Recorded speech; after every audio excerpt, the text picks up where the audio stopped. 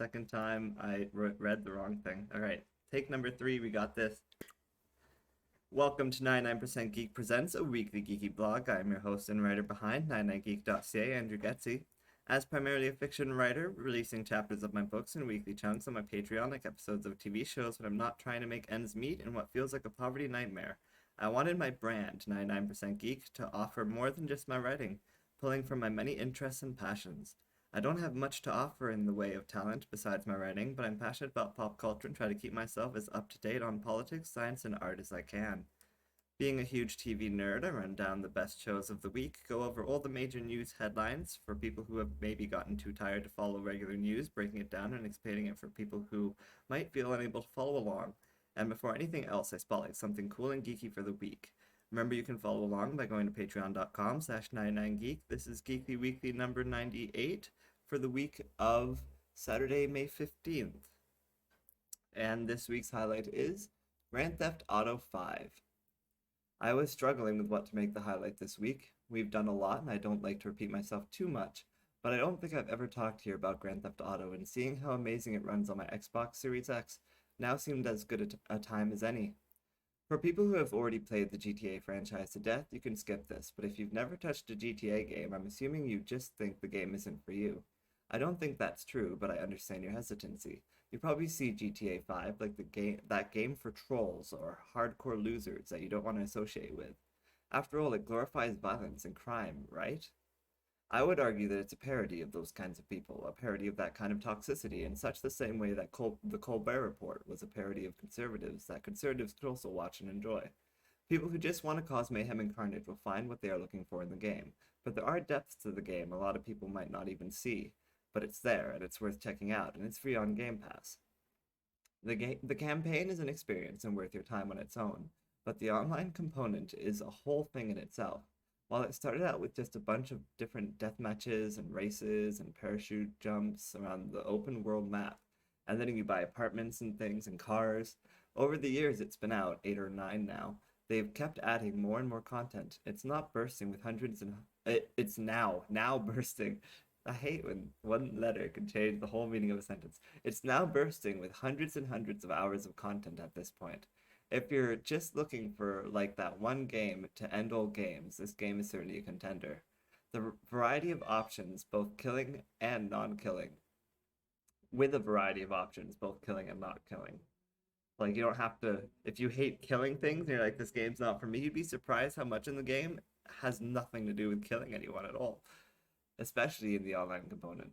I'm pretty sure in the campaign you're going to have to kill someone at some point, like a lot of games, but in the online component, honestly, I've spent years just playing the game, not killing anyone, just doing parachute jumps and races, as I'm about to explain. I almost never kill anyone when I log on. I stay in my fancy apartment I've had since the Xbox 360 days, staring out the big windows at the live online city below, and then launch into parachute jumps and races from there. I use my steering wheel when I drive, and with the Xbox Series X, I must say, driving in almost all my games feels like it's so improved. Like I'm playing new games completely.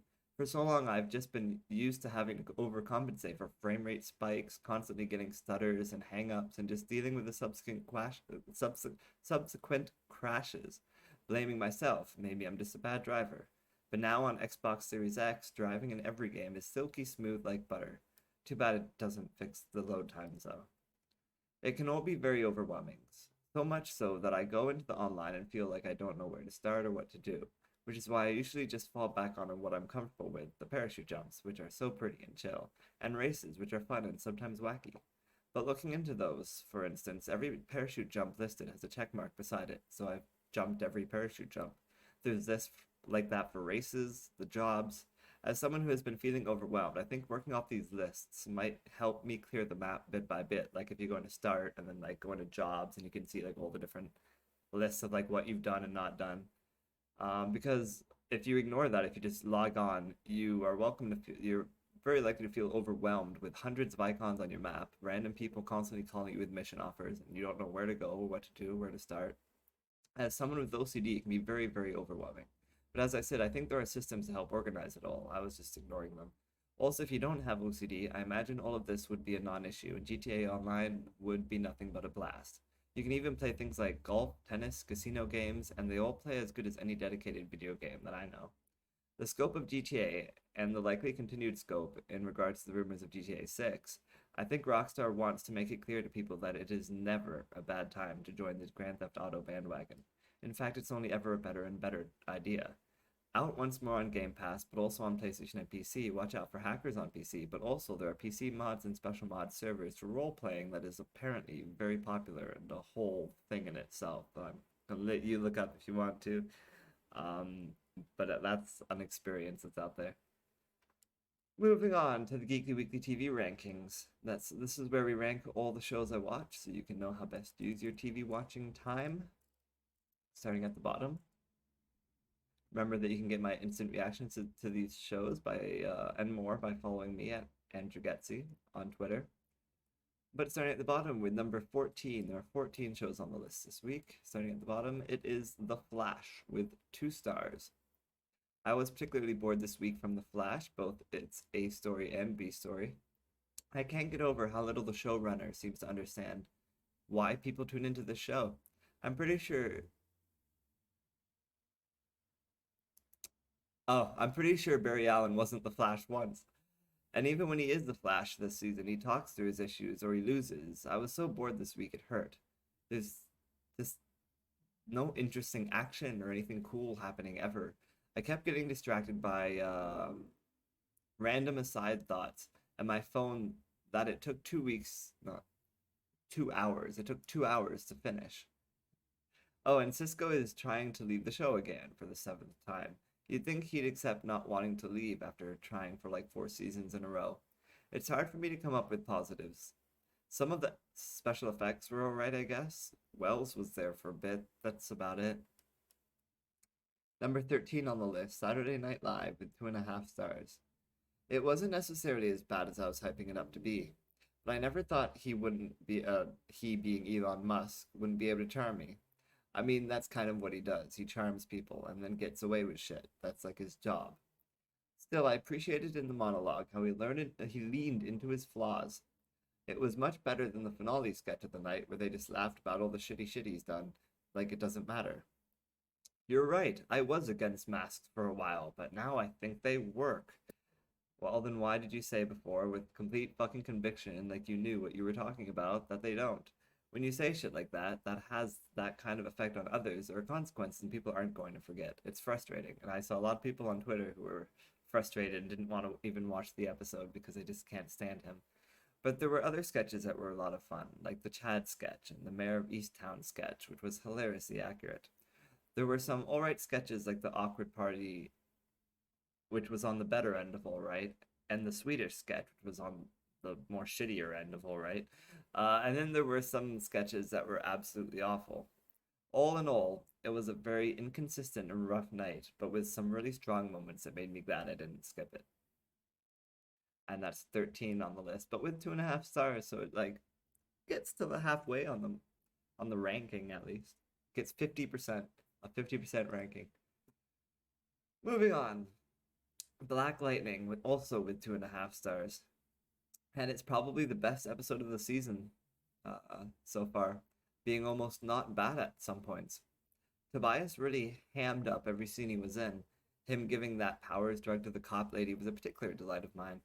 As per usual, Painkiller showed up and followed his usual formula, sneak into a place and beat up some dudes. But this was the best version of that, taking some interesting slight swerves to the formula, but still wasn't particularly great. I also enjoyed the stuff with Pierce and his cop friend trying to free that one guy from control, even though the actor didn't sell it at all. Was he an extra they decided to give lines to? Okay, so this guy was possessed by like some goo. Think of it like the thing, an alien, a Yerk from Animorphs has possessed him, or a Goa'uld from Stargate. And so he's been possessed, and like he is in his mind, but he can't do anything. He just sees what's happening, and he's being controlled like a puppet. So he explains, and he's been at like this for 2 weeks straight. Right? He's been, or whatever, how many ever weeks that he has been under the control of someone else. And they finally free him, and he's just like, oh, oh, wow, it was like I was a puppet for 2 weeks. And they're like, right, well, we're gonna get revenge on them. And he's like, okay, just do that. It's like, would you not be like hysterical right now if you were just suddenly freed from like, and you have no idea what's going on? It's not like metas is something. It's not like you are a superhero yourself. He's just like some cop dude, like a lawyer or something. It's just like, what the fuck? It was such an understated performance that I laughed openly, and it was. I'm still laughing openly. He felt like he was an extra that they decided to give lines to. Like, what the fuck? Anyway, finally, some dynamics seemed very rushed, that, like that one, and also Jen's fast-moving arc. I mean, basically, the whole thing with him waking up or whatever was like, we have 5 seconds, so you gotta wrap all of your fucking character development in 5 seconds. Go. It's just like, oh, whoa. That was a nightmare, I guess. It's terrible. And then Jen also had a fast-moving arc, though her losing her friend was pretty powerful. The episode wasn't great, but there was some stuff with value, which makes it better than pretty much everything else in this season so far. And that's number 12 on the list. We still have 11 more shows to go from here that were better than Black Lightning, so that's not so bad. Family Guy with 2.5 stars at the number 11 slot. I will say, I thought this was a strong 2.5 stars, very nearly 3 stars. But I did feel like the funniest part of the episode was the fight scene with Brian beating the shit out of a lot of cats. A lot of the humor was more true than it was funny, though every time they really leaned into that, it was fun. I didn't love the voice actor who played the cat. I just didn't find when the cat talked that it was very fun, like how everything else was fun.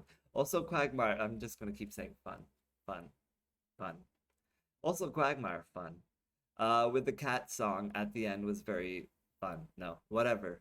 It was an alright average episode that had me snorting more than actually laughing. Fun. Moving on to fun. No. Batwoman. Moving on to Batwoman, number 10, before I really annoy you guys. This was a difficult episode to rank. It was I almost did it one more time. It was a difficult episode to rank. It was incredibly frustrating and at points had me screaming at my TV that the motivations of the characters, how dumb they were acting, or how amazing Alice was being again, and suffering for it every single time. I couldn't believe they still choose to torture Alice, fans like me, giving her a chance to betray Batwoman's secret identity when she knows and we know she knows, or else they're going to torture and kill her, and she chooses to be tortured and killed instead of giving her up. When she was the one that left Alice to die, when Batwoman was the one that left Alice to die in their hands, it was insane. And on some level, the frustration I'm feeling is good writing. They definitely have me feeling somethingness, but it's not a fun hour of my time. Also, the rest of the episode wasn't any better. The whole Cluemaster arc was dumb. Sophie's big choice not to reveal who she knew about Batwoman, only to change her mind the very next episode and be like, I know you're Batwoman. Also Stephanie Brown, aka Spoiler, aka Robin, and she doesn't do much kickassery. She's there, but she doesn't do much kickassery. I was very like, I didn't write this one very well. An overall average episode and frustrating, but not altogether weak. Okay, moving on. If you understood any of that, cool. If you didn't, we're moving on anyway. Number 9 on the list, Hacks, 3.5 stars. It was an alright show. Had some funny moments. It sort of feels like a cross between a female-led Californication meets Funny People with Seth Rogen. The like Funny People with Seth Rogen was the movie that it is. It's like if you took Funny People, the movie with Seth Rogen, and Californication, the show with David Duchovny, and you squished them together and dashed on some of HBO's girls on top. That would basically be this show. It's fine, though kind of slow and boring. I like the performances more than I like pretty much anything else about the show. It's definitely leaning on the dynamic between the characters, and it's fine. It's not great, but it's perfectly fine. The second episode was both longer and kinda more meh than the first, but they were both just sort of fine. Good performances, but that's about it. Moving on from there, number 8 on the list, Legends of Tomorrow with 3.5 stars. It was another fun episode of the show that didn't reach the heights of its past. There's something about this season that just feels off. We've lost too many characters I like, replaced them with ones I'm ambivalent towards, and the dynamics don't seem as enjoyable as they once were. Also, the twist that Gary is an alien still feels off. I still don't quite understand what that means for the whole arc a couple seasons ago where his nipple was possessed by a demon. Even though the show is far from its once heights, it's still a fun show. When I wasn't being grossed out by the burger joint plot, I thought it was silly and fun. And while I find Gary's annoying Sarah arc had some fun moments too. While I find Gary annoying, Sarah's arc with him had some fun moments too. Alright, that totally makes sense, just as long as you don't read it the way it's written. Also, is it just me, or did Rory just disappear after a certain point in this episode? What happened to him? Like, last time I remember him, he was in a car or something? Did he just disappear? I don't know. Moving on from there, number 7 on the list, The Nevers with 4 stars. It was another good episode this week of The Nevers, even though it was directed by Joss Whedon, and the first half of it was both frustrating to me and a bit of a snooze. I was ready to give this episode a lower rating, but then to my surprise, the episode picked up at the end in a very powerful way. With some shocking twists and some impactful moments, it was a 5-star ending to a barely 3-star episode, and brings the overall rating up to an inconsistent but strong 4 stars. I'm still shipping True and Penance for people keeping track. It was obvious from Penance's longing gazes that she was disturbed with jealousy upon hearing True with the healing guy, and that lesbian pining between them and frustration is what fueled their huge argument and splitting. Of course, True still had to keep Penance safe, and let's not forget that moment True licked her bodily fluids off the healing guy's fingers. She likes a taste of herself, but she'd like how Penance would taste even more. She craves it. Subconsciously. Okay, I'll stop for now. Moving on from there, number 6 on the list, Kung Fu with 4 stars. I had a hard time deciding whether the Nevers or Kung Fu should be higher. I think the Nevers had higher highs, but was a snooze for most of the episode. This episode of Kung Fu, on the other hand, was reasonably strong. It went by very fast. I didn't feel bored, though the loss at the end was a little predictable. I'm also disappointed it wasn't more brutal. At the very least, she should have broken Nikki's arm or something. It was a fun episode with good character dynamics, though it was a little weird, all the random coincidences that brought literally every character in the show to the same museum at the same time. Nothing in the episode was as strong as that ending of the Nevers, but at least it kept my attention until the end, even if it ended rather abruptly. Like, and they fight, yada yada credits. Was basically it. It's just like, they're like, I'm gonna fight you. Oh shit, I've been beaten now, and credits. We don't even really know what came of that or anything. Didn't really get into any of the weight of anything that happened, and I think there's like a 1 week hiatus or something, but I could be wrong about that. Anyway, moving on from there to number 5 on the list, The Bad Batch. It was a decent episode of the show, fun but uneventful. I do enjoy the playful dynamics between the characters, and I also enjoyed Crosshair just being a creepy fuck with his squad. A good soldier follows orders. He's scary. That said, I did find a lot of the logic Tarkin was voicing was not logical at all. His motivations, that is, what he wants from all this, keeps changing. 1 second he wants obedience, but then he's mad at the clones for not being obedient enough, when in fact it's the soldiers that are more disobedient. It just so happens that the clones he tested in the beginning were a special case, but he doesn't seem to care about trying a larger sample size. He doesn't seem to care about being smart at all. Watching the two admirals conspire about whether soldiers or clones are better was like watching QAnon people argue why Trump won the election or why AOC eats babies.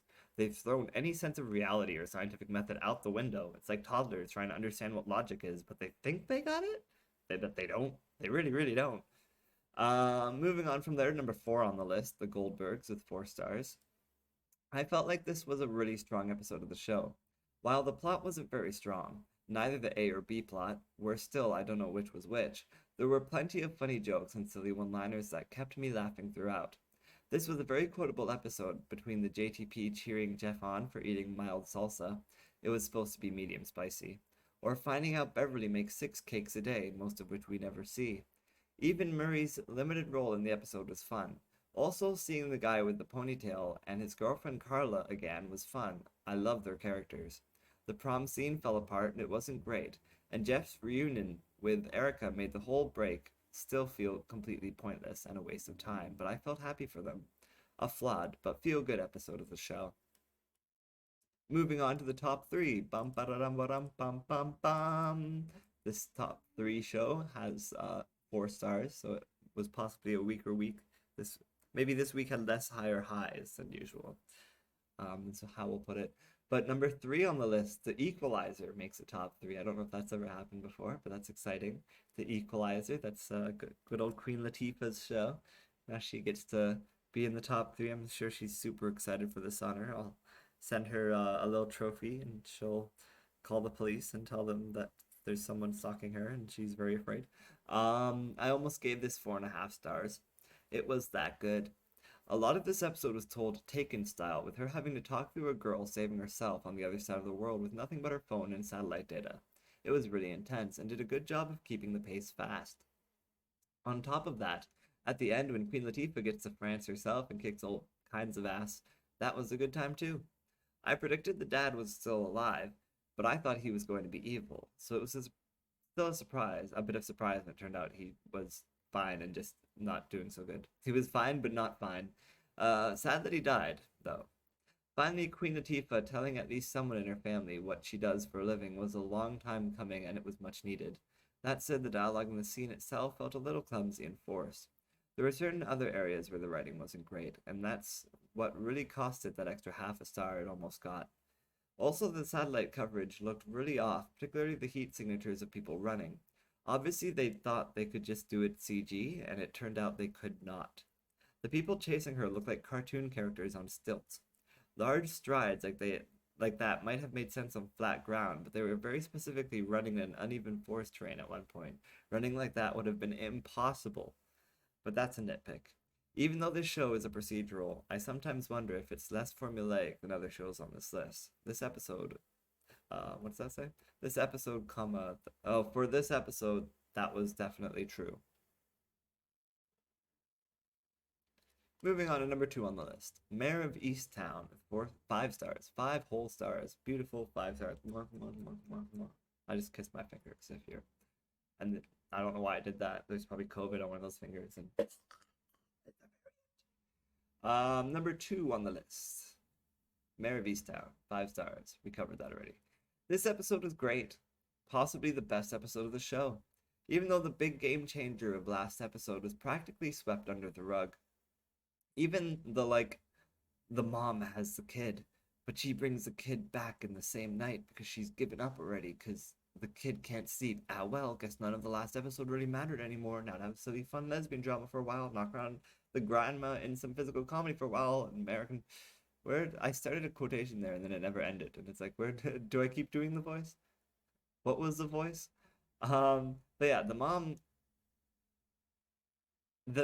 So Mare has a kid that's not hers. It's actually her son's kid, but the son committed suicide, so his wife is a crazy drug addict who's no longer a crazy drug addict, wants the kid back. So she takes the kid, and it was a whole big drama, and Mare put drugs in her car to try and frame her to be like she's still an addict, but then it turned out she's not an addict, and Mare got realized and found out, and now she's off the force.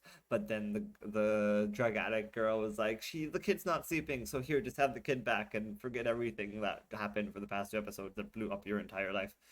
So I guess, yeah, as I said, none of this episode really mattered anymore. Now we can have silly fun lesbian drama for a while, and then knock around the grandma in some physical comedy, who is the same woman from Hacks, which is fun and interesting. I love when you see these like older actors or actresses who like never really got the success they deserved until they're in some stupid geeky thing, which in this case for her was Legion, and then now suddenly she's in everything and she's probably getting all the roles she always wanted, and it's like, why couldn't I get this before? Because I didn't do something geeky like Legion.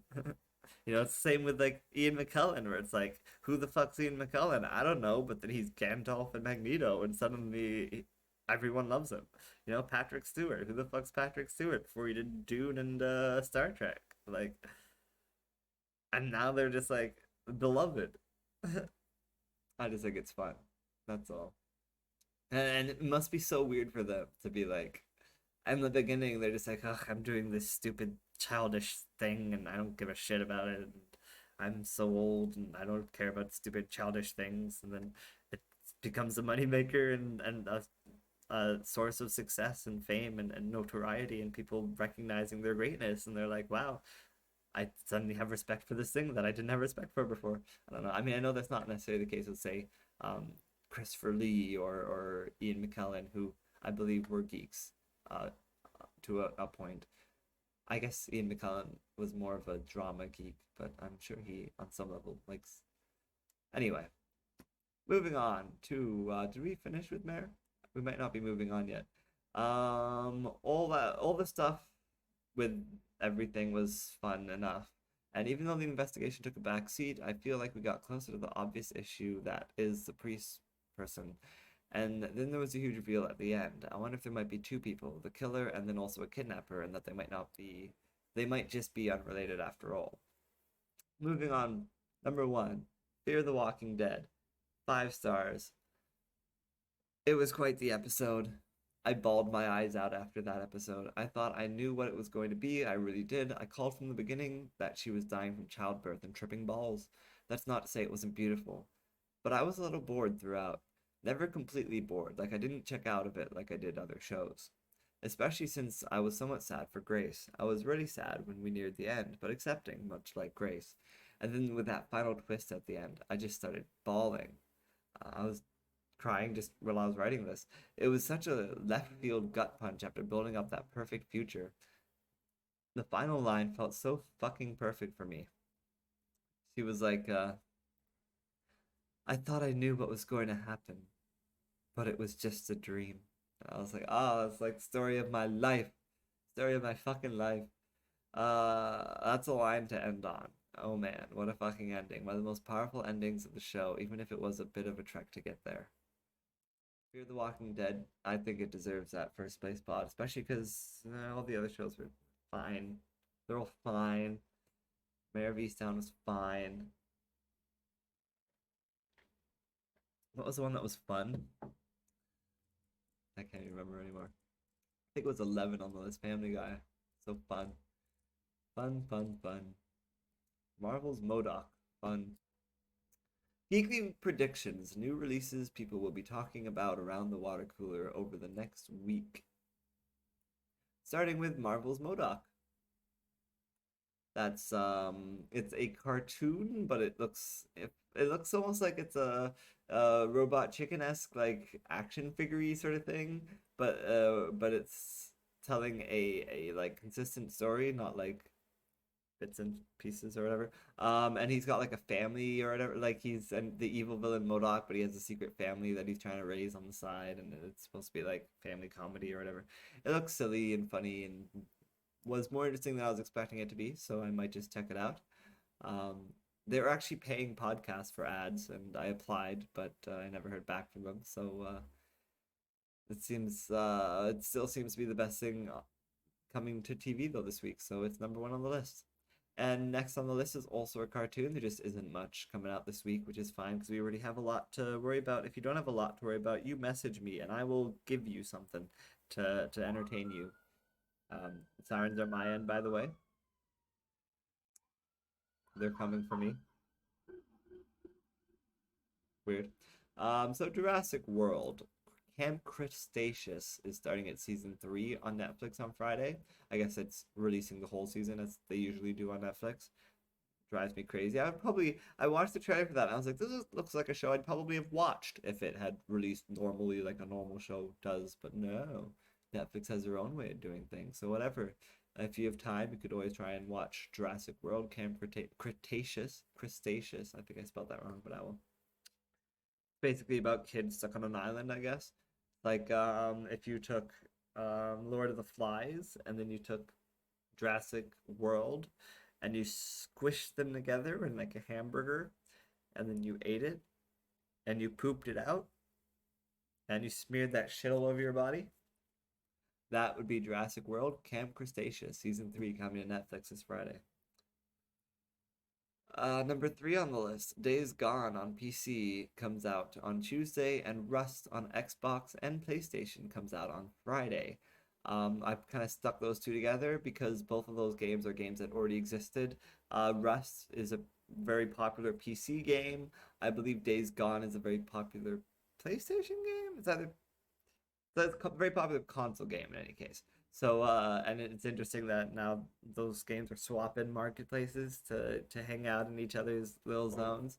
So you can see what's going on there. I've heard Rust is like a really fun survival game. So if you're interested in those kind of survival games where it's about like running around trying to survive, the elements and things like that. Like, oh no, I have to make a campfire. We have to collect the wood by cutting down trees, and I have a splinter. I'm gonna have to pull out the splinter and then use that splinter to kill a deer, and then use that deer to build a house, and then use the house to fight off zombies. I don't know if there's zombies in it.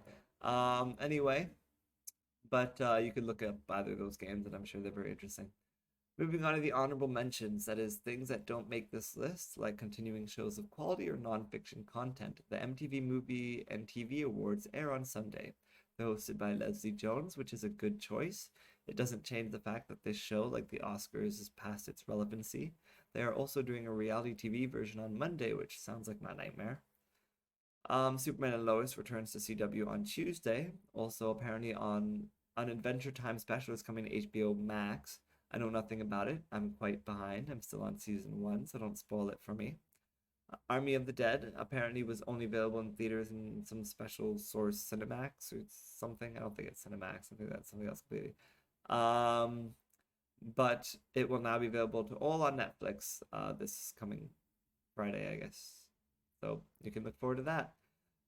Finally, I almost forgot to add this, but I did manage to add it at the very end. World of Warcraft: The Burning Crusade Classic is launching its pre-patch on Tuesday, which, among other things, will allow people to start leveling Blood Elves and Draenei. So it's what everyone has been waiting for. Like everybody who's been like, I can't wait for Burning Crusade. Sure, we're waiting for flying things, but really what we're waiting for is the Blood Elves and the Draenei. So I'm pumped. I'm ready to start my new characters and dive all into that, and I hope other people join me. Remember to join me Alliance on Grobulus. My name will be Elmiser, my mage.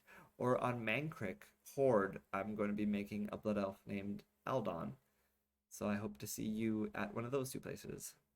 And you can try and look me up. Moving on from there to the Geekly News headlines. These are news from the past week you need to know so you won't be as ignorant as a QAnon loser. Starting with Amazon seized and destroyed 2 million counterfeit products in 2020. This was an interesting story, but I found more interesting was when I was reading the comments, and apparently people are calling bullshit on this story. Apparently Amazon did a statement saying that they destroyed 2 million counterfeit products, but a lot of people who used to sell on Amazon argue that Amazon used to use that counterfeit products as an excuse to destroy actual legitimate merchandise because, for instance, they were saying that sometimes bigger sellers didn't want smaller sellers to be selling at better prices, so the bigger sellers would bully them off by getting Amazon to just be like, oh well, they're counterfeit items, and then the worst part is then they would take those items and destroy them, whether or not they were counterfeit or not. Apparently, they wouldn't even do that. I saw some comments saying that they actually had sales where like they would say they destroy them, and they would like have these layaway sale or some kind of weird sale that out of the back of a whatever like illicit sales on the side, auctions, so to speak, for these items. And it's like, that's so gross. Like, that's such a disgusting. Of course they're all like, I have no confirmations on any of that, but it was a lot of comments that were just going on and on like, this is bullshit, this is how it is, I had this issue, I had the same issue, I had that issue, I didn't even realize that was why I had that issue, I was so confused, like, just on and on, like all these Amazon fellas coming out of the woodwork being like, this is why I lost my small business that I was trying to run on Amazon, like all these people coming out of the woodwork. It was crazy. So yeah, sometimes it's a good idea to check out those comments, and it might give you a different view on simple articles that seem to be on the level. And that was a story from Ars Technica. I didn't actually read from the story though, so whatever. Moving on from there, Times Square gun victim. I spoke and said, I screamed, I don't want to die. This just sounds horrible, so let's check this out. Is it going to do that thing again? Oh no, it works this time. It's beautiful. It actually works. All right. This is a story by the Associated Press on May 9th, 2021. Out of New York. A woman was shot in Times Square during a Mother's Day trip to New York City with her family. I feel better now for my shit being poorly written because this is not great. Said that, okay. A woman who was shot in Times Square during a Mother's Day trip to New York City with her family said that she prayed that her wound would not be fatal. Okay, I guess it kind of makes sense. I was literally screaming on the floor. I don't want to die. I don't want to die. I have a 2-year-old. Wendy Magranat, a 23-year-old Rhode Island resident, told the Daily News. When I got shot, I told my husband to run because he had my baby girl. Magranat was one of 3 bystanders hit by bullets shortly before 5 p.m. Saturday near West 44th Street and 7th Avenue. A 4-year-old girl from Brooklyn was shot in the leg, and a 43-year-old woman from New Jersey was shot in the foot. Police said, ow. None of them is related to the others. All were reported to be in stable condition. That poor 4-year-old girl, too. Police Commissioner Dermot Shea said during a Saturday evening news conference that the victims were shot following a dispute involving at least 2 to 4 people. It is during this dispute that at least one person pulls out a gun. Police are still searching for a suspect. A video posted by the police department on Twitter showed a person of interest walking away from the scene. Mayor Bill de Blasio called the shootings senseless violence and promised that those responsible would be brought to justice. The flood of illegal guns into our city must stop, the mayor said on Twitter. Magranat told TV station WNBC that she will likely have a bullet lodged in her leg for the rest of her life. The doctors said that they wouldn't do any surgery or take out the bullet just because it would do more damage, she said. Jesus. She told the Daily News that she never thought would happen in Times Square with so many families around, adding the person who did this is an insane person. Yes, that's, I think, goes without saying at this point. Wow. My response to that is it's another shooting that I didn't hear a word about. I don't know about you, but I didn't hear about a shooting in Times Square, did you? And only when I went digging through my RSS feed, I found it in the Associated Press. Nobody really picked it up, I don't think. None of the people I listened to anyway. So that's fucked that there was a shooting in Times Square. And now you know too. Moving on from there, Ontario's surgical backlog will take more than 3.5 years to clear, says a fiscal watchdog. Let's read more about this since I'm Canadian and I live in Ontario. This was posted by the Canadian Press, which is like the Associated Press, but they apologize more. And it was posted May 10th, 2021. Ontario's fiscal watchdog, is there a name? No, there isn't. Ontario's fiscal watchdog says it will take the province approximately 3.5 years to clear the surgical backlog from the COVID-19 pandemic. The Financial Accountability Office projects that totally different projects that the backlog of cancelled surgeries will reach 419,200 procedures by the end of September. The FAO estimates it will cost the province $1.3 billion to clear the backlog, and notes government has allocated $610 million of its latest budget to address the issue. The watchdog says its projections on clearing the backlog assumes hospitals will be able to operate at 11% above pre-pandemic volumes in the coming years. Overall, the FAO says the province will have a $61.9 billion spending shortfall in the healthcare sector over the next 9 years. It says if the province intends to reach its health sector spending targets, it will need to introduce new spending restraint measures. That sounds like a nightmare for doctors and surgeons. I feel so sorry for those people, and I thank God that currently there is not much wrong with me. I do feel like I should get checked out for diabetes before that becomes an issue. Moving on from there. Health conspiracy theorists hate living in the world they helped create. And this is a story by Vice.com. By Anna Merlan on May 11th, 2021. Anyone who refuses to be injected with experimental poisons will be prohibited from travel, education, and work, Larry Cook declared recently on a fringe social media site. No, this is not a synopsis for a new horror movie. This is our current reality. Cook is an anti-vaccine activist and a QAnon fan. He was one of the single biggest sources of anti-vaccine and misinformation on Facebook before his banning in November. As usual, he was on a broad level wrong. People who refuse COVID-19 vaccines are not necessarily going to be prohibited from travel, education, and work, nor are those vaccines experimental poisons. But Cook was correct in one way. He and other conspiracy theorists, health freedom advocates, are closer than they were before to living in a world they would find to be a nightmarish dystopia. What none of them have acknowledged, though, is that the relentless flood of misinformation helped us get here.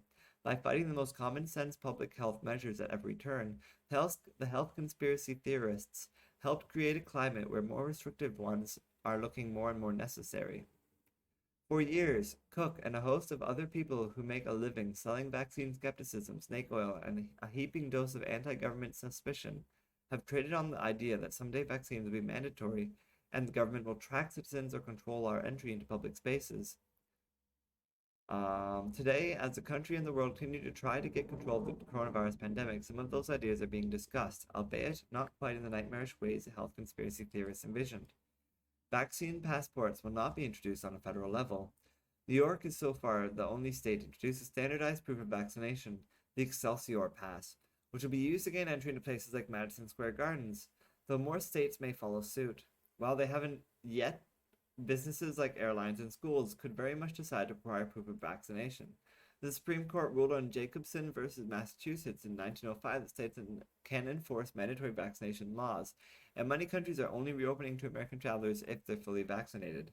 Some of the same dynamics are playing out outside the United States. In the United Kingdom, the BBC reported organizers of large-scale trial events are being harassed and threatened by anti-vaccine, anti-lockdown protesters for requiring attendees to show a negative COVID test. The demonstrators believe without evidence that the events are a trial balloon for an eventual vaccine passport. The fact that these discussions and restrictions are happening at all is also proof of how far and fast anti-vaccine, anti-vax, anti-science ideas spread through the pandemic. Public health experts said last week that community or herd immunity against COVID-19 will likely never be achieved in the United States due to a virulent combination of more transmissible variants and persistent vaccine hesitancy across broad swaths of the country. The best we can do, instead, is live with COVID-19 as a hopefully manageable but ongoing threat. Meanwhile, an article in the medical publication PLOS1 found that several major strands of COVID denialism have gained a foothold worldwide, including the idea that COVID was planned, that it was a deliberately engineered bioweapon, and that wearing a mask to protect it against it can cause hypoxia or other health problems. In brackets, there is no proof of any of those things, just so you know. I have a Google alert set up for the names of a few prominent anti-vaccine advocates, and nearly every day I see the ideas of one of them, the disgraced scientist Judy Mikovits, being cited in letters to the editor in small newspapers across the country as a reason not to trust COVID vaccines or as a justification for not wearing a mask, which she frequently and falsely claims will make you sick. There was little chance that any of the most virulent anti-vaccine COVID denialists would ever buy into basic public health measures, of course. Most of them had decided from the beginning that the virus spelled the end of humanity and pivoted their messaging and business models accordingly. In January 2020, when COVID had killed just under 100 people worldwide, Mike Adams was already making a dark prediction. "It's over for humanity," he declared, speaking to Alex Jones in the InfoWars audience. "There will only be lone survivors. The strategy must now shift. You can be a survivor. We can help you survive at my survival website, where you can spend lots of money on bullshit." Having given up pretty quickly on humanity, Adams, who runs a conspiracy site called Natural News and has dubbed himself the Health Ranger, rededicated himself to making sure his audience are lone survivors by providing the worst possible information about both COVID-19 and potential treatments for it. He's decried what he calls worthless communist masks. For example, while relentlessly promoting debunked treatments like hydroxychloroquine, Larry Cook, too, fought against masks. In June 2020, he wrote that he had filed complaints with the FBI and the Department of Justice and sent a letter to then President Trump over Los Angeles' requirement to wear a mask in public spaces. "If you do not want to be forcibly masked and treated like a slave under the color of law, I highly recommend you file a complaint as well," he wrote. Now that vaccines are being broadly administered, the health conspiracy theorists are naturally fighting those too, using a broad mix of fear-mongering tactics. One of the most recent is falsely claiming that people who have been vaccinated are shedding either COVID or something more exotic and dangerous, in a move that author and conspirituality host Matthew Remski dubbed reverse contagion anxiety. Most infamously, this led to a Miami school declaring that it will refuse to hire vaccinated teachers. What? In Miami, of all places. Most amusingly, some anti-maskers are now declaring themselves ready to mask up to protect themselves from the vaccinated. Insane. While it's extreme in a way, none of this is new. Anti-mask protests took place during the 1918 flu pandemic, of course. More broadly, the United States has a long history of groups who insist that any community-level action against public health problems is an infringement on human liberty. That attitude creates disastrous, or at least extremely stupid, results. Take, for instance, the water fluoridation debate. The anti-communist John Birch Society in the 1950s was either, depending on who you talk to, morbidly afraid that communists would contaminate the drinking water supply of the United States through fluoride, or merely opposed any fluoride being added to the water because it believed it was an impingement on the rights of Americans to choose what medication they took. As a result of its efforts, and those of other anti-fluoride groups, what would have been a basic public health measure turned into a pitched 75-year battle that is still being fought one municipal water district at a time.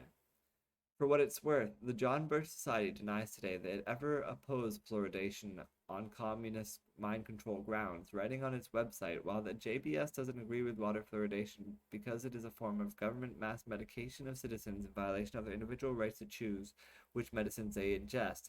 It was never opposed as a mind control plot. And even before COVID, we've seen this same pattern before much more recently. The suspicion and refusal of basic public health measures leading an increasingly strict government response.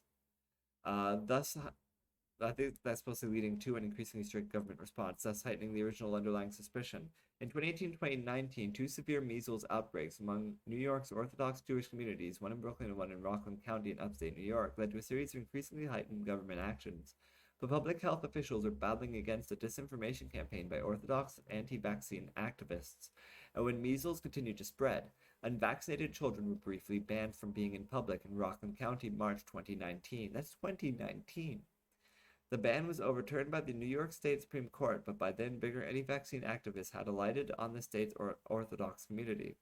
Anti-vaccine celebrity Del Bigtree, for instance, pinned a yellow Star of David on himself in a speech and then sent out a press release to make sure no one had missed it. While the measles outbreak subsided, anti-vaccine suspicions, fueled in part by the memory of the government restrictions, have continued and remain a factor in how Orthodox communities have responded to COVID vaccines. Today, the audiences of health freedom and anti-vaccine advocates are constantly told that they only need to do what will ensure the survival of themselves and their families. In a neat trick, that attitude also allows virtually all these people to make money. Cook has started a new social network for COVID vaccine refusers, as he calls them, and is marketing numerous supplements there. One of them claims to provide better sleep, less stuttering, better eye tracking, better bowel movements, anger dissipated, better mood, and better speech, which is certainly a collection of things. Yeah, I'm sure those are all the specific issues that every single one of his fans have. Mikovits has appeared at numerous anti-vaccine, anti-lockdown conferences across the country this year, as has anti-vaccine activist Robert F. Kennedy Jr., who's also made headlines internationally, appearing at an enormous anti-lockdown protest in Berlin. Later in the day, some 300 of the demonstrators were arrested after attempting to storm the Reichstag. The conferences themselves have become a burgeoning industry in the US, with names like Truth Over Fear, held this past weekend by a fringe media personality and meant as a response to a Vatican-led health conference at which Dr. Anthony Fauci appeared, or the Health and Freedom Conference in Oklahoma, which drew thousands of people into a cramped indoor space to hear COVID conspiracy theories and declamations on liberty from pro-Trump figures like Lynn Wood. The author and conspiracy theorist Naomi Wolf, meanwhile, appeared this past week at a conference in Michigan dubbed United We Stand for Freedom, and has become a much-lauded figure in the anti-vaccine world over the past few months. Her anti-vaccine beliefs have managed to paper over the last time she was in the news for making a series of staggering errors in 2019 in a book that led to its release being cancelled. That's good. The claims of vaccine shedding, too, have predictably led to new products being marketed, new bids for a little more market share. In a recent article, Mike Adams claimed that pine needle tea would help protect against the so-called shedding, while another popular health conspiracy theorist, Sayer Ji of the site Green Med Info, at the end of an apocalyptic video about vaccine shedding, urged people not to freak out, but simply to subscribe to all his content to stay informed. Tell 100 of your friends, he urged, to create a grassroots army of health-loving, freedom-loving individuals. Another popular anti-vaccine influencer named Ashley Everly, who claims to be a freelance toxicologist and who has more than 80,000 followers on Instagram, has been disseminating unconfirmed reports of shedding injuries over weeks while urging her followers to download an anti-vaccine guide and subscribe to her Patreon. See, I feel like I'm the opposite version of these people. I'm the liberal, honest truth version of these people you guys can come to, and I'll tell you the truth. I'll tell you what's real disinformation, what's real fake news. I'll be the one that'll say the things that other people might be too afraid to say. I will call out bullshit when I hear it, and I will actually be right, unlike these morons. There's evidence that some of the people promoting the shedding theories are ultimately trying to funnel their audiences towards even more bizarre and toxic ideas. America's Frontline Doctors has promoted the shedding theory. It's an extremely questionable group of physicians and backers who had an alarming hold on both the Trump White House and have more recently been influencing state-level politics. At a small fringe health conference this weekend, Dr. Lee Merritt, a member of the group, claimed that the pandemic is a form of uncharacteristic, unrestricted stealth warfare, and approvingly quoted infamous British conspiracy theorist David Icke claiming that everyone who controls the world could fit in one room with room left over. Icke is frequently and incredibly accused of anti-Semitism, often implying that the people in that room are Rothschild Jews, as he puts it. He also believes that most of the world leaders belong to a race of evil and omnipotent 12-foot lizard beings. Shit. Xbox, go to TV. Xbox, go to TV. Xbox, go to TV. Okay. I think the lizards heard that. They're upset. They're like, they know. They know. This isn't just about a virus, the lizard told an audience in her taped lecture. There's no set battlefield. Your warfare extends to your own brain, and that's what a lot of this right now is. A psychological operation. It's tempting to think that these fringe figures are only talking to themselves and their pre-existing audiences, but an article published in Nature in May 2020 found that anti-vaccination clusters of Facebook users were more likely to become highly entangled with undecided clusters in the main online network. As the authors put it, while pro-vaccine viewpoints were more peripheral, there's good evidence, in other words, that for people who were already dubious about vaccines, or perhaps things like the efficacy of masks or social distancing, exposure to bad information proved to be a kind of tipping point. But the frenzied level of fear and paranoia that the health conspiracy theorists are stoking is affecting some of them too. Recently, Everly, the toxicologist, began claiming that she too is suffering symptoms that she believes are the result of being around vaccinated people and might need to post less content on social media. Hopefully, with a bit of time away, not completely, I can jump back into this, she wrote. Every now and then I get a bit overwhelmed and start to burn out. Most of the health conspiracy theorists, though, seem energized by the new hellish dystopia that they believe they are living in. By exhorting their audiences not to get vaccinated, social distance, adhere to contact tracing, or even take the most minor public health steps, they helped get us to this hellish place, but they won't necessarily be the ones who suffer. Instead, as Adams exhorted back in January 2020, they'll be focused on being the lone survivors and leaving the rest of us to fend for ourselves. Yeah, it's true. Moving on from there. Rare fungal infections that destroy eyeballs and kill are on the rise in India. This is a story meant to horrify. So let's begin. This is a story by Ars Technica and by a person named Beth Mole on May 11th, 2021. As the pandemic coronavirus continues to ravage India, doctors are reporting a disturbing uptick in cases of a rare, potentially fatal fungal infection among people recovered or recovering from COVID-19. Delicious water, sorry. The infection is called mucormycosis, or sometimes black fungus in media reports, and it appears to be attacking COVID-19 patients through the nose and sinuses, where it can aggressively spread to facial bones, the eyes, and even the brain, which they call rhinocerebral mucormycosis. In other cases, the fungus can also attack the lungs, breaks in the skin, and the gastrointestinal system, or spread throughout the body in the bloodstream. A classic feature of mucormycosis is tissue necrosis, the death of flesh, essentially, which in the rhinocerebral form of the disease can lead to black discolored lesions on the face, particularly on the bridge of the nose and the roof of the mouth. It's so gross. Mucormycosis is fatal in around 50% of cases. If the fungus is able to spread to the eyes, patients may develop blurred vision, drooping eyelids, swelling, and vision loss. Patients may even need to have their eyes surgically removed to prevent the infection from spreading further, according to doctors who spoke to the BBC. Dr. Akshay Nair, a Mumbai-based eye surgeon, told BBC that he treated 40 patients with mucormycosis in April. 11 of them needed to have an eye surgically removed. So gross. The total number of mucormycosis cases in India is unclear, but media reports having tallied dozens to hundreds of cases. Dr. Renuka Bradu, head of the ear, nose, and throat wing of Sion Hospital in Mumbai, told the BBC that doctors there have seen 24 cases of mucormycosis in the past 2 months. Usually they see only about 6 cases in a whole year. So that's quite a lot more. Worse for diabetics, of course. I'm scared. A report in the New York Times out of New Delhi relayed that local news media in the western state of Maharashtra, which includes Mumbai, had tallied around 200 cases. In the western state of Gujarat, state officials have reportedly ordered 5,000 doses of amphotericin B, an antifungal medicine used to treat mucormycosis. The startling increase in cases may be explained by India's high number of people with diabetes, coupled with poor hygiene amid the critical COVID-19 surge, doctors speculate. Mucormycosis is known to strike people who have compromised immune systems, especially people with diabetes, and those with poorly controlled diabetes in particular.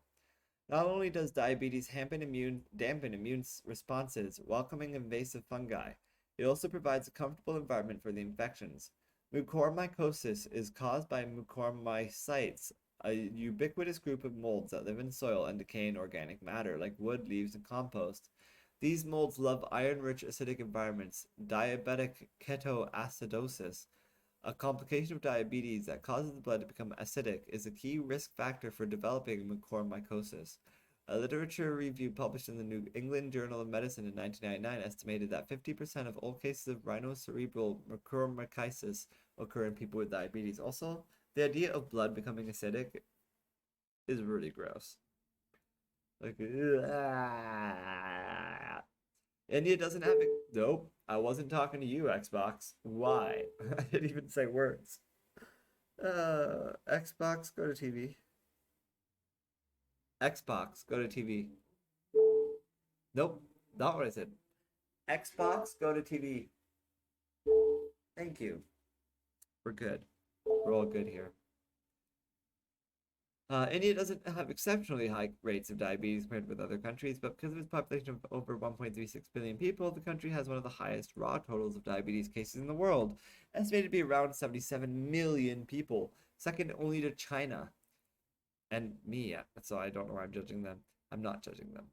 India also has some of the highest estimated levels of death and disability from diabetes, according to a study published in the journal Scientific Reports last year. You can be skinny as fuck and still get diabetes. Look at me. Triple whammy. Adding to this problem is the current COVID-19 crisis crippling India's healthcare system. With hospitals overwhelmed, experts who spoke with the Times noted that many COVID-19 patients are being treated with oxygen at home without proper hygiene. Moreover, many COVID-19 patients are given powerful steroids, which further tamps down the immune system. You've got a high rate of mucormycosis, you've got a lot of steroids, maybe too much, being used, and then you've got diabetes, which is not being well controlled or managed. David Denning, an expert in fungal infections at Manchester University, told the Associated Press. It's a triple whammy, he said. And that was on Ars Technica. Moving on from there, that was a horrifying story, by the way. But moving on from there to the next story, without even pausing for a break. No, we're gonna drink some of this water. It's gonna be delicious. Yep, that was delicious. Moving on from there. Former Miss Myanmar joins armed struggle against junta. This is a story on Vice.com, and I thought this was interesting. It's a story by Jill Freeman on May 13th, 2021. From the runway to the jungle, a former Myanmar beauty queen has joined forces with armed resistance groups fighting back against the militia, writing that it is time to take action and posting photos of herself with an assault rifle slung over her arm. In 2013, Hatar Hetat Hetat represented Myanmar in the Miss Grand International Beauty pageant in Thailand, which featured a glamorous display of international costumes. But her new attire is deadly serious. It consists of black combat fatigues and a high-powered weapon, according to a viral Facebook post in which she explained her motivation for resisting the February 1st coup through violent means. We all protested peacefully and were brutally shot. It's time to take action, as the saying goes, to fight back. She wrote in the May 11th post, according to a translation from a Frontier Myanmar newsletter. It takes a lot of patience, practice, and preparation. We, with pens, with keyboards, or with arms, all need to be unified to be completely fulfilled. Similar photos are posted to a Twitter account in her name. And I guess these are pictures of her being ready to fight with a gun. In the accompanying pictures, she is standing in what appears to be a remote clearing. The location is not identified, though it is likely in areas held by rebel groups along Myanmar's borders. The original Facebook post has been shared more than 17,000 times. As I have left everything I have, there is nothing to lose. We need to be ready for when the National Unity Government calls on the People's Defense Force to be ready. She wrote, referring to the deposed political opposition and a new armed civilian wing that has drawn in many others like Hatar Hetat Hetat with no experience in conflict. They've taken to the jungle where videos and photos have shown recruits running and training. She could not be reached for additional comment. This week, the junta arrested 39 people they said were planning to train with ethnic armed insurgents and set off homemade explosions in the country's biggest city, Yangon, according to state media, which said gunpowder and potassium nitrate, among other ingredients, were seized. The escalating resistance comes more than 100 days after the military seized power in the Southeast Asian country and arrested civilian leader Aung San Suu Kyi, cutting short a decade of democratic gains. More than 750 people have been killed by the military, according to monitors, and thousands have been imprisoned. The economy is in shambles and millions face a hunger crisis, the United Nations warned last month.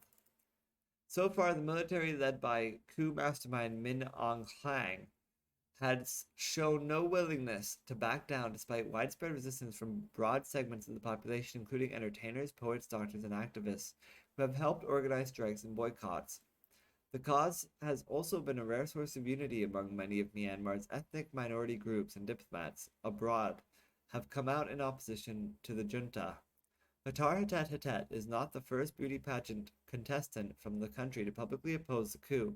This year's Myanmar's representative at the Miss Grand International competition, Han Lei, made international headlines when she used her contest platform to draw attention to the killings and other abuses, asking the world to please help Myanmar.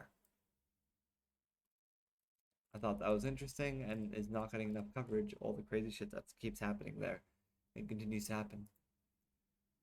And we need to pay attention to that shit because it's fucked. It's amazing, horrifying for these innocent people like you and me who see no choice but to become soldiers and warriors to take back the country, because they are. They're people like us. Like, I sometimes wonder about that, what it would take for me to give up this life and just fucking, like, it wouldn't take much because the world is trying to take it from me all the time. So, I mean, I'm always on the precipice of, like, homelessness and death, so life just sucks everywhere right now.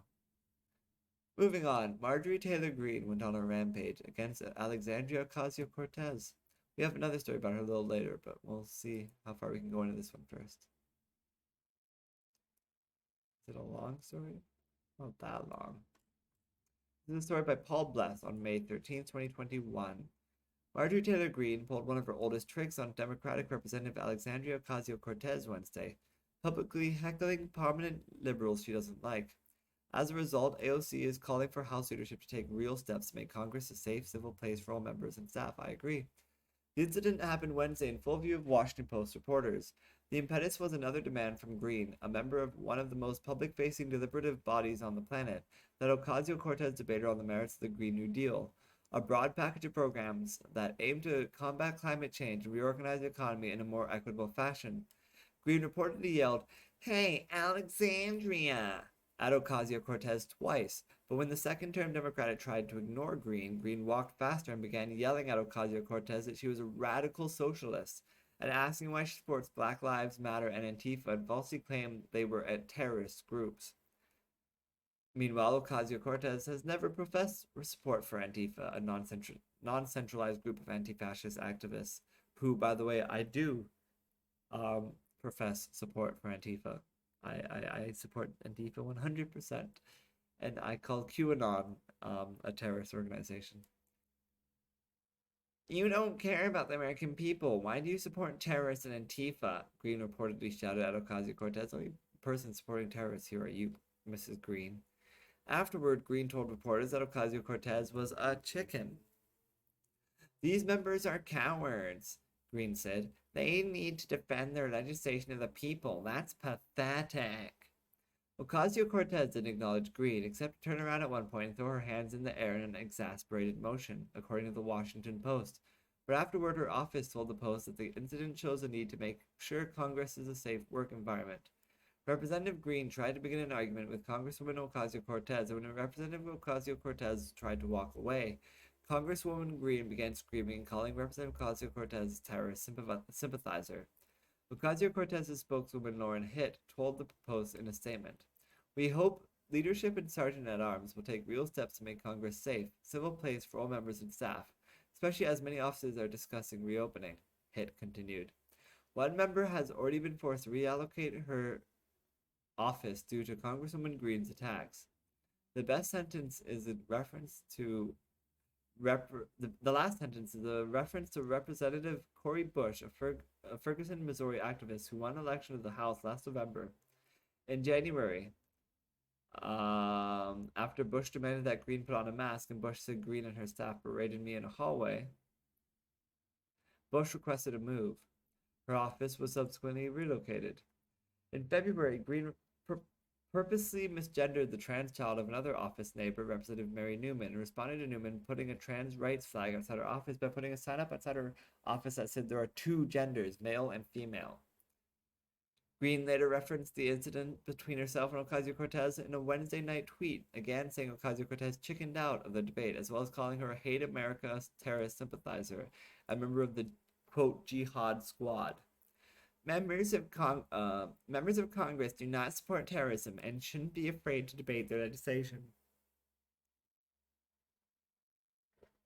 What a bitch. Green was booted off her committees earlier this year after Facebook posts came to light in which, among other things, she endorsed murdering House Speaker Nancy Pelosi. Green and other Republican members of Congress, along with conservative media, have successfully made Ocasio-Cortez one of the most demonized people in the Democratic Party, and the Capitol riot on January 6th shows potential for dangerous consequences. A man arrested in connection with the Capitol riot called for her assassination on social media the same day. And a week after the insurrection, Ocasio-Cortez revealed that she refused to go to a secure location on January 6th because she didn't trust QAnon and white supremacist sympathizers not to disclose my location and create opportunities to allow me to be hurt, kidnapped, etc. Green has previously embraced QAnon, though she tried to distance herself from the conspiracy theory in a February floor speech where she compared QAnon to the media. "So I didn't feel safe around other members of that was Ocasio-Cortez. "So I didn't feel safe around other members of Congress," Ocasio-Cortez said at the time. I'm trying to make her sound like a goddess, but I can't do the voice of a goddess very well because I'm not a goddess. "I did not know if I was going to make it to the end of the day alive." Anyway, moving on. 2. Weary Gaza marks Muslim feast as violence spreads in Israel. Let's see what that's about, because that felt like broken English. And this is a story by Fairs Akram and Joseph Krauss, and also by the Associated Press. They're of the Associated Press. This was posted May 13th, 2021. out of the Gaza City, Gaza Strip. Weary Palestinians on Thursday prepared for a somber feast marking the end of the Muslim holy month of Ramadan, as Gaza braced for more Israeli airstrikes and communal violence raged across Israel after weeks of protests and violence in Jerusalem. The latest outburst of Mideast violence has reached deeper into Israel than any since the 2000 Palestinian Intifada, or uprising, with Arab and Jewish mobs rampaging through the streets, savagely beating people and torching cars. The last three wars between Israel and Gaza's militant Hamas rulers were largely confined to the impoverished and blockaded Palestinian territory and Israeli communities on the frontier. But this round of fighting, which, like the Intifada, began in Jerusalem, seems to be rippling far and wide, tearing apart the country at its seams. Eid al-Fitr, the holiday marking the end of a month of day-long fasting, is usually a festive time when families stop for new clothes and gather for large feasts. But in Gaza, residents are bracing for more devastation as militants fire one barrage of rockets after another, and Israel carries out waves of bone-rattling airstrikes, sending plumes of smoke rising into the air. Since the rockets began Monday, Israel has toppled two high-res apartment buildings. Since the rockets began Monday, Israel has toppled two high-rise apartment buildings housing Hamas facilities after warning citizens to evacuate. Hamas, the Islamic militant group that seized power in Gaza from rival Palestinian forces in 2007, urged the faithful to mark communal Eid prayers inside of their homes or the nearest mosque instead of out in the open as is traditional. My throat is like dying here. All right, let's keep going. Last thing was talking about being traditional. Hassan Abu Shaban tried to lighten the mood by passing out candy to passers by after prayers, but acknowledged there is no atmosphere for Eid at all. It is all airstrikes, destruction, devastation, he said. May God help everyone. Gaza militants continued to bombard Israel with non-stop rocket fire throughout the day and into early Thursday. The attacks brought life to a standstill in southern communities near Gaza, but also reached as far north as Tel Aviv area, about 70 kilometers, 45 miles to the north, for a second straight day. The Israeli military says more than 1,600 rockets have been fired since Monday, with 400 falling short and landing inside Gaza. Israel's missile defenses have intercepted 90% of the rockets. Israeli airstrikes have struck around 600 targets inside Gaza, the military said. Jesus. That's fucked. So they fired 1,600 rockets, 400 fell short and landed inside Gaza. Another 90% were intercepted by rockets. So 90% of 1,200. So about 100 bombs made it. About 100 rockets made it through, is what they're saying. Israeli airstrikes have struck around 600 targets inside Gaza, the military said. The Israeli army shared footage showing a rocket impact between apartment buildings in Tel Aviv suburb of Petah Tikva early Thursday, apparently sparking a large fire. It said the strike wounded people and caused significant damage. We're coping sitting at home hoping it will be okay, said Mati Haim, a resident of the central town of Bir Yakav and father of two children. It's not simple running to the shelter. It's not easy with the kids. Gaza's health ministry said the death toll rose to 69 Palestinians, including 16 children and 6 women. Islamic Jihad confirmed the deaths of 7 militants killed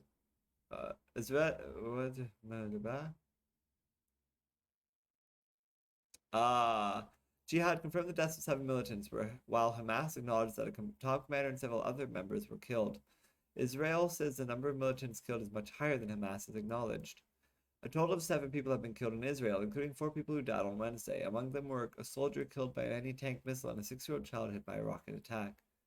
So, on one side, 69 people, including 16 children and 6 women.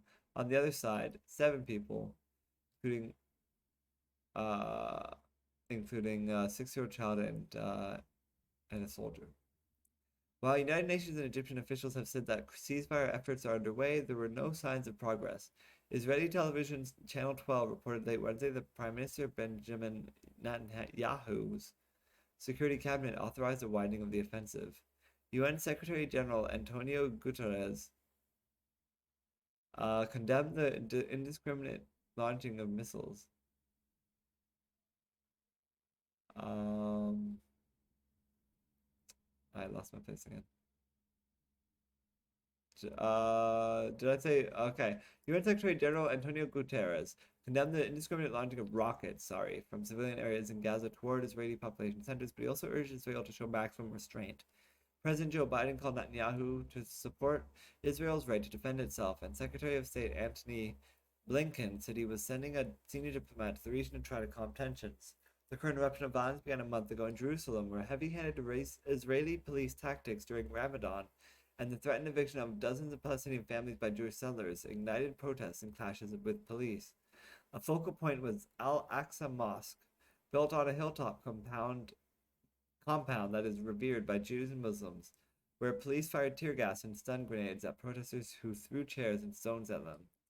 Hamas, claiming to be defending Jerusalem, launched a barrage of rockets at the city late Monday, setting off days of fighting.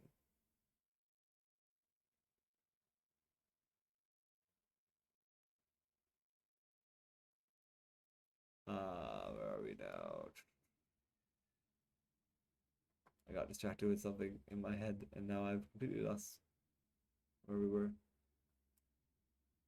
But so we'll move on to this paragraph. The fighting has set off by a clash between Arabs and Jews in Israel in scenes unseen in more than 2 decades. Netanyahu warned that he was prepared to use an iron fist if necessary to calm the violence.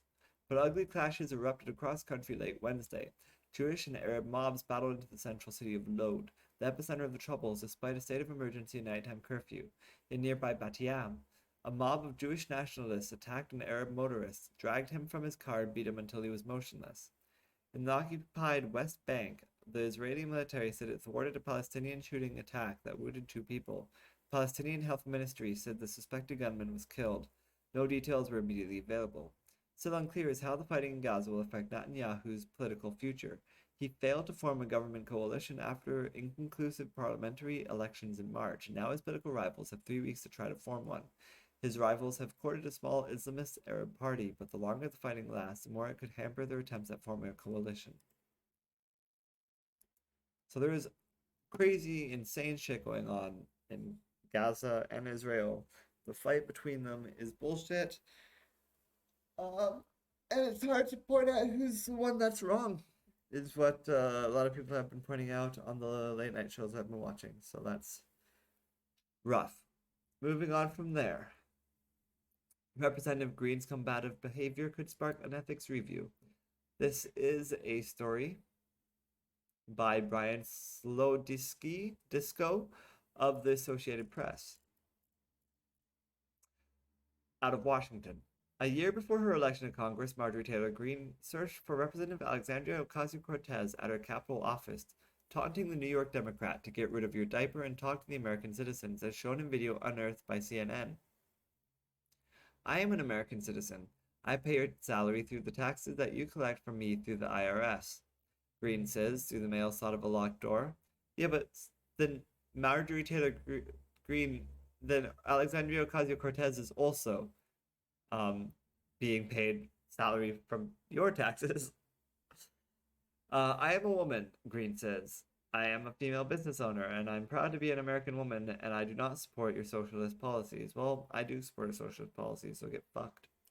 The Georgia Republican continued, if you want to be a big girl, you need to get rid of your diaper and come out and be able to talk to the American citizens. Like, what a fucking bunch of bullshit. Like, ugh. 2 men appear along with her in the video, also mocking Ocasio-Cortez and her staff in the mail slot. Like, I just feel like Ocasio-Cortez and her staff don't deserve to be harassed like that at their place of work. The release of the since deleted video, which was initially broadcast on February 2019 on Facebook Live, came the same week that Greene followed Ocasio-Cortez off the House floor, shouting that the Democrat supported terrorists and doesn't care about the American people, as first reported by the Washington Post. She has been challenging Ocasio-Cortez to a debate on Twitter, entreaties that Ocasio-Cortez has been ignoring. Asked Friday about the context of the 2019 video, Greene told reporters walking around and talking to members of Congress who serve the taxpayers that now we've got taxpayers that aren't even allowed to come talk to us. What's the context? What are you talking about? The incidents add to a portrait of activist turned lawmaker who has shown little interest in governing but has instead used her platform to float conspiracy theories, push Donald Trump's false claims about a stolen 2020 election, and further her own notoriety. Her combativeness toward colleagues has only grown after an unprecedented rebuke where the House stripped her of her committee assignments, effectively ending her ability to shape legislation. Another confrontation Friday involved a member of her staff. Representative Eric Swalwell said a staffer for Green yelled at him to take his mask off after stepping off the House floor, an unusual breach of decorum. Though the CDC has relaxed mask wearing guidelines for those who have been vaccinated, many lawmakers continue to wear them, and they are still required on the House floor. I had a mask on as I stepped off the floor. An aide with Marjorie Taylor Greene yelled at me to take my mask off. No one should be bullied for wearing a mask, Swalwell tweeted, so I told the bully what I thought of his order. On Twitter Friday, Greene said she had witnessed the confrontation and claimed no one yelled. Greene's behavior has alarmed some members of Congress, where feelings remain raw after the deadly January 6th storming of the Capitol by a mob of Trump supporters intent on overturning the outcome of the 2020 election. This is a woman that's deeply unwell and clearly needs some help, Ocasio-Cortez told reporters Friday. Her kind of fixation has lasted for several years now, and the depths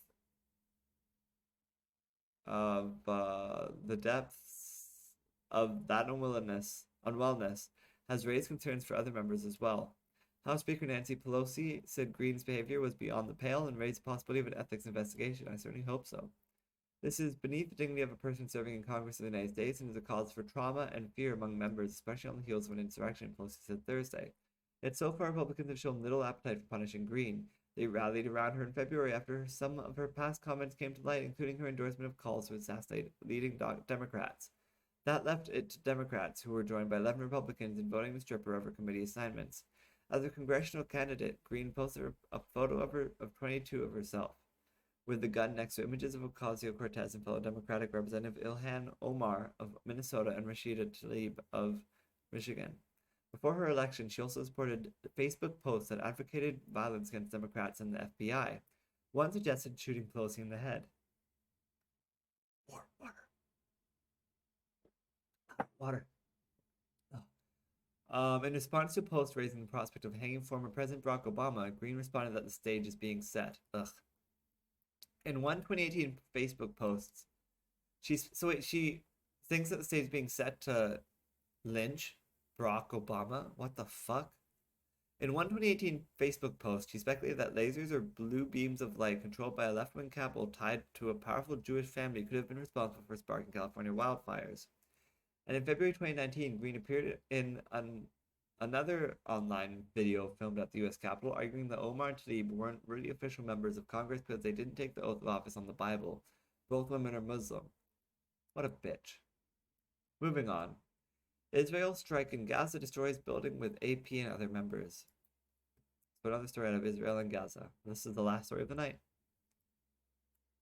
This is a story by Fares Akram and Joseph Krauss of the Associated Press on May 15, 2021 at 10:19 a.m. This is a picture of the building. An Israeli airstrike on Saturday targeted and destroyed a high-rise building in Gaza City that housed offices of the Associated Press and other media outlets. Hours later, Israel bombed the home of Khalil al-Hayya, a top leader of Gaza's ruling militant Hamas group. The Israeli military said al-Hayya's home served as part of what it said was the militant group's terrorist infrastructure. Al-Hayya is a senior figure in the Hamas political leadership in Gaza, and the attack marked a further escalation as signaling that Israel is going after Hamas's top leadership, and not just military commanders. His fate after the strike was not immediately known. Earlier, AP staffers and other tenants safely evacuated the building after the military telephoned a warning that the strike was imminent within an hour. 3 heavy missiles struck the 12-story building, collapsing it into a giant cloud of dust. For 15 years, the AP's top floor office and roof terrace were a prime location for covering Israel's conflicts with Gaza Hamas's rulers, including wars in 2009 and 2014. The news agency's camera offered 24-hour live shots as militants' rockets arched toward Israel and Israeli airstrikes hammered the city and its surrounding area this week. The world will know less about what is happening in Gaza because of what happened today, AP President and CEO Gary Pruitt said in a statement. We are shocked and horrified that the Israeli military would target and destroy the building housing AP's bureau and other news organizations in Gaza.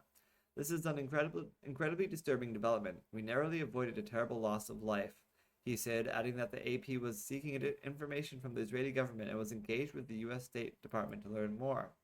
The building that was targeted also housed offices of Qatari-run Al Jazeera TV, as well as residential apartments. The Israeli military said Hamas was operating inside it, a standard explanation, and it accused the militant group of using journalists as human shields, but it provided no evidence to back up the claims. On top of that, here are journalists saying that that's not true, so I mean, what do you want? Hours earlier, another Israeli air raid on a densely populated refugee camp killed at least 10 Palestinians from an extended family, mostly children, the deadliest single strike of the current conflict. The New York-based Committee to Protect Journalists demanded Israel provide a detailed and documented justification for the strike. This latest attack on a building long known by Israel to house international media raises the specter that the Israel Defense Forces is deliberately targeting media facilities in order to disrupt coverage of the human suffering in Gaza, the group's executive director Joel Simon said in a statement. Since Monday night, Hamas has fired hundreds of rockets into Israel, which has pounded the Gaza Strip with strikes. In Gaza, at least 139 people have been killed, including 39 children and 22 women. In Israel, 8 people have been killed, including a man killed by a rocket that hit Ramat Gan, a suburb of Tel Aviv, on Saturday. The latest outburst of violence started in Jerusalem and spread across the region over the past week. With Jewish-Arab clashes and rioting in mixed cities in Israel, there were also widespread Palestinian protests Friday in the occupied West Bank, where Israeli forces shot and killed 11 people. The spiraling violence has raised fears of a new Palestinian intifada, or uprising, when peace talks have not taken place in years.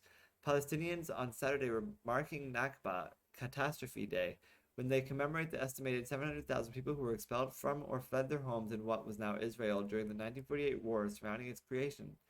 That raised the possibility of even more unrest. U.S. diplomat Hadi Amar arrived Friday as part of Washington's efforts to de-escalate the conflict, and the UN Security Council was set to meet Sunday, but Israel turned down an Egyptian proposal for a one-year truce that Hamas rulers had accepted, an Egyptian official said Friday, on condition of anonymity to discuss the negotiations. As hostilities continued, an Israeli bombardment struck a 3-story house in Gaza City's Shati refugee camp on Saturday morning, killing 8 children aged 14 and under and 2 women from an extended family. Mohammed Hadidi told reporters his wife and 5 children have gone to celebrate the Eid al-Fitr holiday with her brother's wife and 3 of their children. All were killed instantly, he said. Only known survivor from Hadidi's family was his 5-month-old son, Omar. Another son, 11-old Yahya, was missing, he said. Children's toys and a Monopoly board game could be seen among the rubble, as well as plates of uneaten food from the holiday gathering. There was no warning, Jamal al-Naji, a neighbor living in the same building, said. You filmed people eating and then you bombed them, he said, addressing Israel. Why are you confronting us? Go and confront the strong people. The Israeli military did not immediately respond to requests for comment. Hamas said it fired a salvo of rockets at southern Israel in response to the airstrike. The strike on the building housing media offices came in the afternoon after the owner received a call from the Israeli military warning that the building would be hit within an hour. So, I mean, that's so weird. So weird. The strike on the building housing media offices, I already read that, came in the, I'm going to read it again anyway because it's so weird. Came in the afternoon after the owner received a call from the Israeli military warning that the building would be hit within the hour.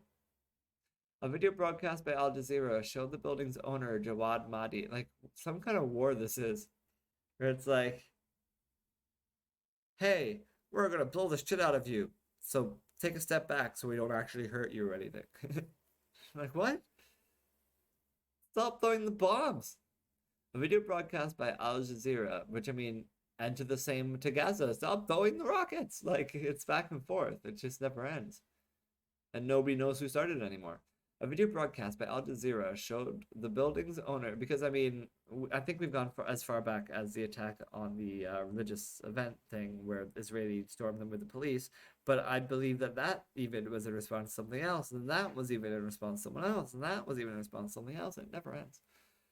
Um, a video broadcast by Al Jazeera showed the building's owner Jawad Mahdi pleading over the phone with an Israeli intelligence officer to wait 10 minutes to allow journalists to go inside the building to retrieve valuable equipment before it was bombed.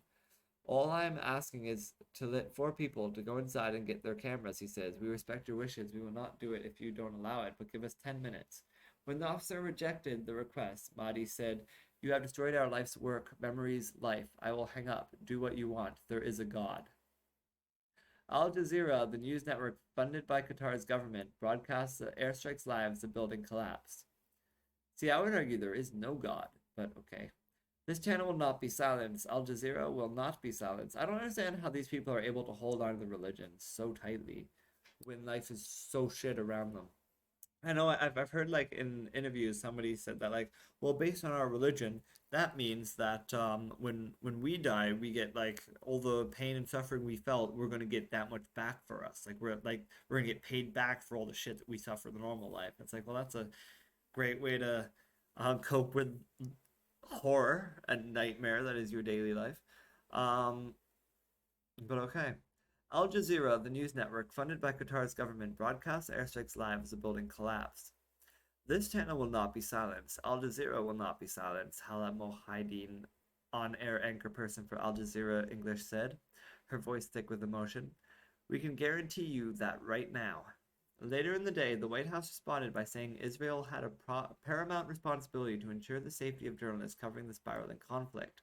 U.S. President Joe Biden has urged a de-escalation of the 5-day conflict between Hamas and Israel, but has publicly backed Israel's right to self-defense from Hamas rockets fired from Gaza. I mean, I do agree that, like, they're the ones firing the rockets. White House Press Secretary Jen Psaki tweeted Saturday that the U.S. had communicated directly to the Israelis that ensuring the safety and security of journalists and independent media is a paramount responsibility. I just think they need to stop. Like, your religions have manipulated you, both of you, into hating each other. And it's for what? For what? What do you get out of it?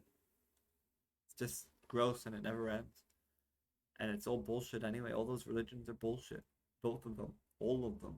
Every religion in the world. Bullshit. Heard it here first. White House Press Secretary Jen Psaki tweeted Saturday that the U.S. had communicated directly to the Israelis that ensuring the safety and security of journalists and independent media is a paramount responsibility. Which, I mean, apparently they did. Apparently they called them and said, hey, we're about to blow up your building, so get the fuck out. The office of Prime Minister Benjamin Netanyahu said that the two leaders had spoken. Netanyahu updated Biden on the developments and thanked him for the unreserved support of the United Nations for our right to defend ourselves. A furious Israeli barrage near early Friday killed a family of 6 in their house and sent thousands fleeing to UN-run shelters. The military said the operation involved 160 warplanes, dropping some 80 tons of explosives over the course of 40 minutes and succeeded in destroying a vast tunnel network used by Hamas. Lieutenant Colonel Jonathan Conricus, a military spokesman, said the military aims to minimize collateral damage in striking military targets. But measures it takes in other strikes, such as warning shots to get civilians to leave, were not feasible this time. Israeli media said the military believed dozens of militants were killed inside the tunnels. The Hamas and Islamic Jihad militant groups have confirmed 20 deaths in their ranks, but the military said the real number is far higher. Gaza's infrastructure, already in widespread disrepair because of an Israeli-Egyptian blockade imposed after Hamas seized power in 2007, showed signs of breaking down further, compounding residents' misery. The territory's sole power plant is at risk of running out of fuel in the coming days. Jesus Christ. The UN said Gazans already are experiencing daily power cuts of 8 to 12 hours, and at least 230,000 have limited access to tap water. This is unimaginable. Can you imagine, like, think of my quote-unquote, well, you're going to hear me whine and complain later, but quote-unquote nightmare life, and then hear this, and it's like, this is no comparison. The impoverished and densely populated territory is home to 2 million Palestinians, most of them the descendants of refugees from what is now Israel. The conflict has reverberated widely. Israeli cities with mixed Arab and Jewish populations have seen nightly violence, with mobs from each community fighting in the streets and trashing each other's property. Late on Friday, someone threw a firebomb at an Arab family's home in the Ajami neighborhood of Tel Aviv, striking 2 children. A 12-year-old boy was in moderate condition with burns on his upper body, and a 10-year-old girl was treated for a head injury, according to the Megan David Adam Rescue Service. The tensions began in eastern Jerusalem earlier this month with Palestinian protests against the attempts by settlers to forcibly evict a number of Palestinian families from their homes and Israeli police measures at Al-Aqsa Mosque, a frequent flashpoint located on a mount in the Old City, revered by Muslims and Jews. So yes, that is a lot of information, and that's crazy. And now we're going to move on from there to the Geekly blog, and I hate this. But remember, you can get instant reactions to the news and articles that don't make the cut at Andrew Geczy on Twitter. That's at the @ symbol, ANDREWGECZY on Twitter. Go there and you can catch my reactions as they happen, as I'm reading the news every morning. Moving on from there to the Geekly blog. This is everything going on in my life, my personal life, my writing dreams, and for the brand. I apologize that last story was so horrible, and I'm going to cry about myself for a little while. Starting at the top, I'm a little more together writing this than I have been, but that quickly drops away into, nope, I wasn't okay after all. I mean, I'm smoking cigs again, which I'm not happy with, and in fact will not stand for. I have like 2 smokes left in the pack, and I don't want to quit just before my writing day. So after I release the Geekly Weekly, I'll buy 1 more small pack, and then that will be my last pack ever, I swear, god damn it. And I will pound out a hell of a week 3 for Drift Homeless tomorrow, just for releasing week 2 on Monday. It's already written. Then hopefully I can time it right to smoke my last smoke Monday night, and then I'll cold turkey through the next week and hopefully be enough over it by the weekend to write week 4. I can fix this horrible blunder I made. I didn't fail to quit. I just took a slight vacation from quitting, that's all. Never smoke. Don't do it. Just don't even start. Once it's in your head, I went a month and it was still there whispering to me, telling me to kill. What? That doesn't happen to you? That's just me? So yeah, I'll go easy next week for myself. Not expect too much. Try to just enjoy myself. Maybe do a little job searching. I promised myself I'd start job searching this week. And to my procrastinating ass's surprise, I actually did start. I didn't do much, but I feel like that's something I'll ramp up over time. I put my name out there to a couple places, searched some sites, saw what's on offer on all the main job sites. I handed in a resume to Screen Rant for an entertainment writing position and got refused. Can't say I blame them, as I criticize their articles quite often. Kinda insulting I'm not good enough for the site that can't even get their geek facts straight. Or geek straight facts. The site that can't even get their geek facts straight. The site that has more listicles than Teen Vogue. But it's fine, I'm over it. I'm going to keep trying, put in a similarly light effort next week while I quit smoking, and then the week after that I'm going to try looking into agents and the like, publishers, I don't know, something. Time keeps on ticking into the future. May is halfway through, and come the end of the summer, if I haven't found anything yet, I'm going to have to start looking at things like night shifts and fast food. I don't know what I'm going to do if that happens, honestly. After living that nightmare for over a decade, I think I'd almost rather die. If it comes to that, if it comes to my soul being sucked out to work minimum wage full-time in customer service, you can say goodbye to the Geekly Weekly podcast. Probably say goodbye to the Geekly Weekly as well. So if you don't want to see that happen, then you gotta do what you can to show your support, to subscribe for $1 or help me spread 99% Geek to a larger audience on social media or wherever. If you value what I'm doing, if you're waiting for the right time to show it, that time is now. I put my whole Saturday into this. It is currently 4:09 p.m. and I woke up at, I think, 9. So since 9 a.m. I've been just working on just the Geekly Weekly. Every week I do this. Is this effort? And then tomorrow on Sunday, I'm going to be spending all Sunday working on my writing. So my whole weekend I'm giving right now to 99% Geek. Is this effort worth anything to anyone at all? Or are my numbers each week just new people showing up and saying, ew, gross, what a loser, and never coming back? I don't know. I have no way to know. You may think I'm paranoid or whatever, but the only response I ever actually see or get from anyone is, ew, gross, what a loser, to my face. So, like, how am I supposed to feel? Like, how am I supposed to feel? How do I know that there are people out there who actually appreciate this when all I ever get is a lack of appreciation and, like, very much the opposite of appreciation from people who I assume are trolls, but I don't know. It occurs to me I'm ranting to people who probably know exactly how it feels. That's the worst part, right? It's not just me suffering. It's millions of people being treated the same or worse. This world is a fucked up place where it just doesn't value human life very much. And that's hard to come to terms with sometimes. Moving on to my Geekly Weekly comments and questions and stats. Remember, you can direct message me at Andrew Geczy, that's AndrewGeczy on Twitter, or Wing Commander 4 on Instagram, that's WingCommanderiv on Instagram. There were no comments this week. As for the numbers, they've been low most everywhere but the podcast. I recently changed categories, and the new category regularly has me top of the category and pretty high overall, at least doing better than I was ever doing in other categories, and that's without the backlog. On top of the job search, I also put in a bit of time trying to find an advertiser. My podcast host has a service that lets you browse people looking to buy ad space. I browsed through the options. Modoc was the only thing of any interest. Hulu looking for people to talk about it. I offered, but there was no response. Admittedly, the offer only went out like 4 days ago. I was late to the party. It's airing this week, so oh well. I'll keep looking though. From what I could tell, if I could get a couple of those, I could maybe make $50 to $100 off of something like that in a month if I could find more offers like that, make myself enticing enough. Not that $50 to $100 can pay my rent or keep me from needing a minimum wage nightmare job, but boy would it be a start. There's something else I wanted to add here. I also love to work with people, collaborate. I know I've been talking with this one guy I met on Xbox who he has recently been practicing to become an artist. And he says he would love to do some art for my 99% Geek. He says he doesn't want money or anything, he just wants to practice. And that would be amazing. Of course, any art that he does, I will absolutely use as much as I possibly can, just as I've done with any other art I've had so far made for me, including art that I've made for myself. That's horrible because I'm a terrible artist. So if there are other artists out there who would love to make art for me or anything like that, I would love that. I would also love other ways if people want to collaborate.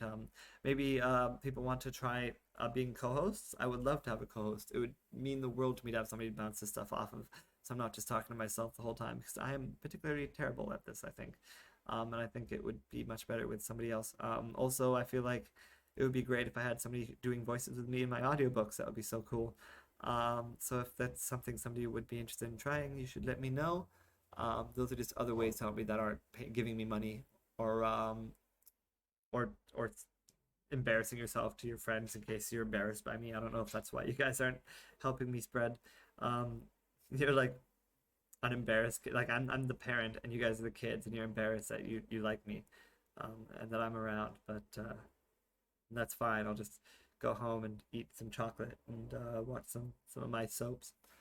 Anyway, my name is Andrew Geczy and my brand is 99% Geek, found at 99geek.ca. I'm a writer writing monthly chapters of novels like episodes of TV shows, releasing them in 4 weekly segments, a teaser and 3 acts on Mondays at noonish on my Patreon page. Every month it's a different book over a range of genres, and they sometimes even cross over and connect. At the end of the month, the finished chapter is added to the PDFs attached at the bottom of every post. Finally, the finished books are self-published on Amazon.